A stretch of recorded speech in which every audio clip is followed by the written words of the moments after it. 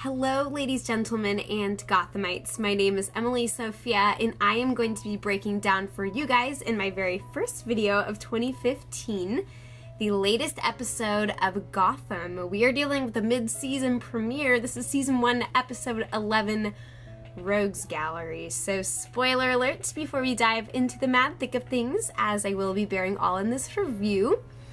It is real good to be back, I have to say. It feels so soon to be getting back into my reviewing schedule. I'm so exhausted. I spent the beginning of the new year in San Francisco on a road trip with my friends, so I apologize if I seem a bit on the loopier spacey side, as I am slowly but desperately trying to catch up on my Z's, okay? My sleep I have done without it. Relatively the last few days. So anyways, we're gonna talk about Gotham today.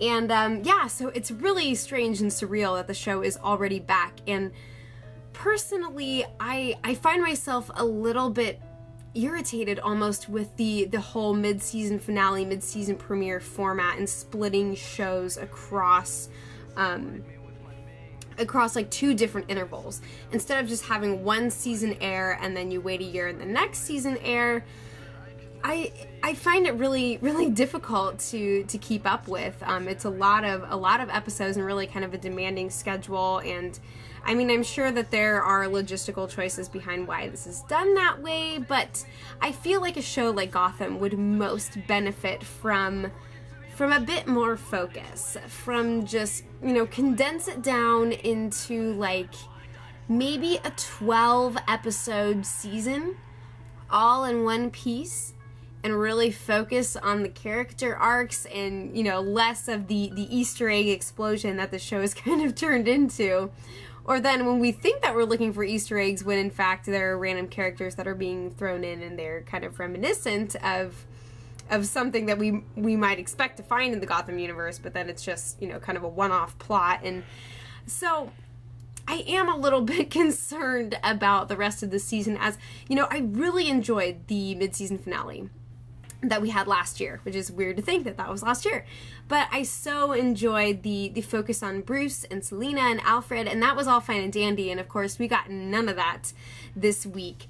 We got to see Gordon in a whole different kind of environment, but at the same time he kind of gets pulled back a little bit into the GCPD because, like it or not, they can't really do without the dude, you know? He has got a place in the system for as much as they desire to punish him and to get him out of the mayor's hair. He's still kind of working his way back into things, whether that is appreciated or not. But yeah, so it was interesting to get to have our introduction to the Arkham Asylum, of course. And it's not that I necessarily expected that they were going to dazzle us with one of the biggest bads in the Gotham universe for Gordon's, or at least our introduction to his being on the job. But at the same time, the execution of the whole plot with, oh, what was her name? It was like Nurse Duncan or whatever. It was like Nurse Dorothy Duncan. That whole plot line, and then of course that led to apparently the new big bad for the time being, Jack Gruber? Is that the guy? I know that his nickname, at least what was stated in the preview for next week, is that he's the Electrocutioner. Which apparently that is a character in the DC universe, and he was kind of placed in as like a joke fight character in the Arkham Origins video game. So I don't really know what exactly is going to be done with him, and I mean, I think it's always fun to deal with a crazy psychopathic character of some kind, and yet the way that the end of the episode went with the whole letter that Gruber left for Gordon in the asylum. He's like, I wish that we could have stayed to chat. And, you know, it's like kind of your classic, like, love you, XOXO, sincerely crazy killer. It didn't really quite feel warranted for this character. I mean, to be sure, his actions are atrocious, and he has a very definitive, creepy manner about him that makes him, I guess, kind of enjoyable, but I just think that it's weird that they chose to leave off on the note of, ooh, he's gonna get ya, you know. I just, I'm not really convinced by his menace, like, I don't know, it doesn't speak to me. Not all psychopaths are created equal, so I guess that I will endeavor to keep an open mind as this guy goes on his rampage and whatever else transpires. It appears that there's going to be some kind of big showdown, but I just find it weird that there's so many things that they should be doing right now, but they're taking the time to introduce all these new characters and situations, and I just really hope that things focus in by the end of the season, or I'm gonna go insane. I don't think I can handle this. But yeah, I think it was really fun how they opened up the episode with the Shakespearean play, The Tempest. Of course, having all the inmates acted out, and so that was tone wise, it was a very interesting way to kick things off. This grandiose, operatic madness, and I know that we're going to get more of that from Arkham, and so I have high hopes of things continuing to be interesting. Of course, the show is always visually stunning, as much as ever. The colors and lighting are among my favorite aspects of the show. It's great to look at, even when the material is kind of vapid and silly and disengaging from its just hectic busyness. You still have this beautiful visual quality. What sets the showrunners do utilize for Gotham, they do so very well. I mean, honestly, I think that Barbara Keane's apartment is still in the picture simply because they put so much effort into its design and the architecture and furnishing and everything. It's such a fun environment, even though it doesn't make any logical sense for it to really be an element right now. Still,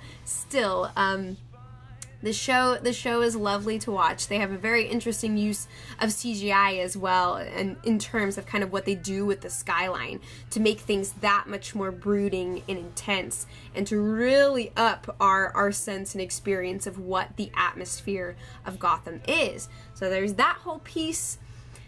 Gordon is as much Gordon as ever.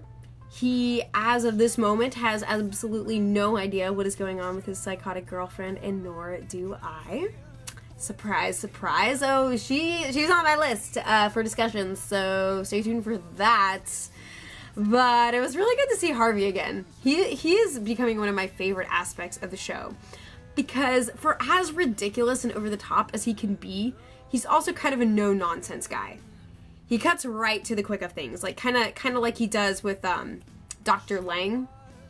Gordon's really kind of douchebag boss. I mean, that guy, he burned a little bit too hot to survive. My brother was commenting on how he was really going to have to tone it down if this character was still going to be a part of things, and clearly he's a casualty of the madness that he kind of let transpire under his own roof, within his own establishment. He doesn't know, he can't tell who's working for him apart from who's supposed to be behind bars.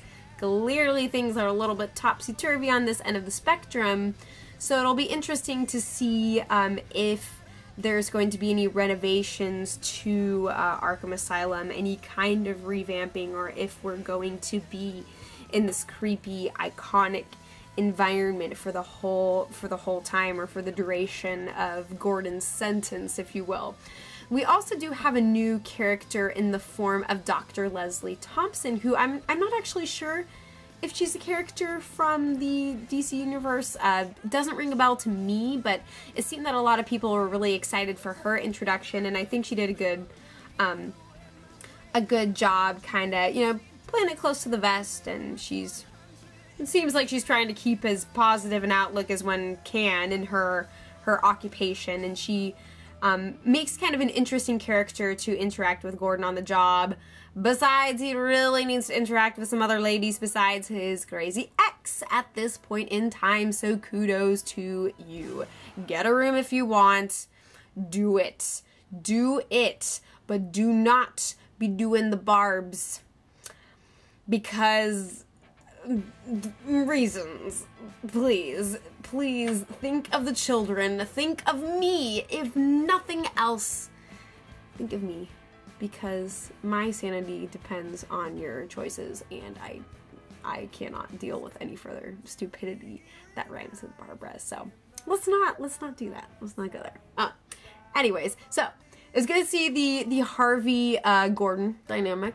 I really like my boys. I like the partnership that they've kind of come to share, and it seems to me as if Gordon is kind of gonna get sucked back into the GCPD in some capacity, particularly as the strings of Wayne Enterprise continue to be pulled. We'll see what's going on. And inevitably, as things hit the fan at Arkham and stuff starts going down that threatens the public, Gordon is going to come to the rescue as he must. So we also had a little interesting subplot with Selena and Ivy. So we see that Ivy too has been on the streets after her really horrific family situation. She doesn't really have a mainstay or anywhere to go. So at this point, Selena takes her under her wing and decides to host her up at guess who's pad, Barbequins, but she doesn't really have a need for this place at the moment. And apparently Gordon hasn't really been there either. So the two ladies are hanging out there until Ivy recovers from her sickness. And yes, again, more on Barbara. I'm saving that for last, which I probably shouldn't. I should probably try to end on a note of not complete and utter rage. But I don't think it's gonna work. I don't think it is. We had some brief moments with the Penguin, and we see that things with Sal and Maroni are really starting to get tense. They're not so much walking on sunshine as they are on a tightrope, and I mean, you know, like the scenes were a little bit lackluster. I definitely want more of my man Penguin, but when I saw him strutting onto the scene, I was very enthusiastic because I did not realize how much I had missed Mr. Cobblepot. So good to see him again. Hopefully things are going to get interesting. Speaking of interesting, and well, things that aren't in this case, I am really starting to wonder how much longer they can take this Fish Mooney thing, because it sounds like next week she's supposed to be making her move, but it's been such a long arc. I mean, I am just astounded at this woman. I don't know what it is she is waiting for, and I don't know if she knows what she's waiting for, but she's trying to rally support around her, and then she tries to get her main man Butch to persuade the other leaders that are kind of in line after Falcone to support her, and Butch ends up killing the guy and whatever. I mean, I just didn't really have a lot of feelings for it. Again, it's kind of all about alliances and seeing kind of who is ending up on whose side, who's playing who, where the card's all gonna fall in the end. So I'm really waiting for that big blowout explosion, which I know is coming, or at least I hope, because there's just so many things that are happening right now. We don't really know what's going on with Bruce and Alfred yet. I kind of miss those boys, but I'm sure that we will work our way back in that direction at some point in time. But are there any other major things that I'm forgetting? I mean, again, it was a really full episode. I don't know how I feel about the Electrocutioner as kind of the main antagonist at this point in the game. It seems a little bit weird. It seems a bit overdone. And yet again, in the episode, they had like that classic, like the whole inmate investigation montage thing, just the cheesiest of the cheese balls. They served it up this time around, that they did. I mean, this is a show that I feel oftentimes is best appreciated watched with someone else. Because when you have someone else to just kind of experience and react to all these things with, it makes it that much easier to deal with. It makes it easier to appreciate the aspects of the show that really are enjoyable and fun and kind of noirish, and then the aspects that are just so ludicrously out there. I mean, just watch the show with someone else, whoever that may be, someone who you can heckle things with and analyze things with, whatever the moment calls for. That's just what I suggest. Or of course, you know, you can always come here too and listen to me talk and ramble at you. Anyways, so it is time for the Barbara Keene rant hour extravaganza. I have words to say about this woman. So, and also about Renee Montoya, because their relationship doesn't make any sense. And here's why it doesn't make sense to me. So, before Barbara was actually living her life in Montoya's bed, she was kind of drinking and smoking and doing her drugs or whatever we are to believe she was up to. She was taking in substances while she was still with Gordon, and she's so upset. Gordon won't share everything with her. She needs this, that, you know. We all know how things transpired. Then she thinks that she's saving his life, and then everything sucks, and then it can't be that, you know, things. So, she's been at Montoya's. And guess what she's doing? The same thing that she was doing when she was still living with Gordon. Drinking and smoking and laying around, okay? So, but then Montoya says, you know, Montoya calls her out for her behavior and her refusal to live a healthy, productive life. But then she says it's because the two of them are toxic for each other. But was their relationship even why Barbara was behaving how she was before? Because that seemed to, I just don't understand her motives. They've become so muddled and confused. I mean, correct me if I'm wrong or missing something or failing to pick up on what this woman is putting down, because what is this? What is this complete and utter nonsense of this woman's life?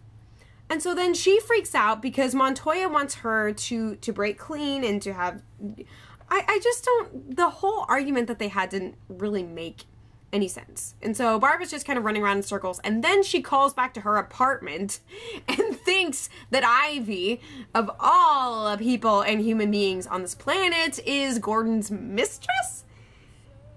And I don't think this woman has ever received a single prank phone call in her life. Like, that was honestly a hilarious moment. I didn't know what to do with myself at that point. I was just like, this might as well be the case. Good. We are going to stay in the relational hell limbo for God knows how long, because now Barbara's convinced that there is some little, this would happen. I'm just saying. Because nothing can make sense anymore. I'm done. I'm so done. But I should have known that this whole Barbara thing was coming, because we didn't have to see her in the mid-season finale, and I was so happy, and after the laughter comes tears. So that's the lesson that I've learned. All this to say, I am ready for things to come to fruition with the mob plotline.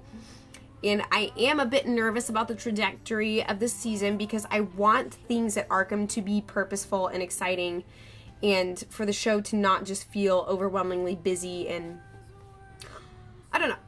They need to cherish and utilize what they've got well if they are to progress in a good direction. And I liked where things started to go at the end of the last season, and now we're kind of, I have no idea.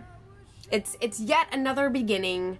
I'm going to try to be forbearing and wait and see, but at the same time, don't try my patience. I am a busy woman these days. But thank you guys so much for watching this review. I want you to leave all your thoughts and jazz in the comments. It's so good to be back. I will be doing The Walking Dead and Better Call Saul.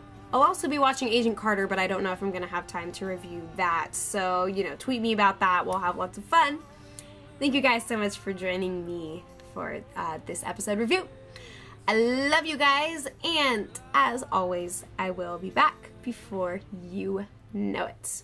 Not only for the Lord, who cry.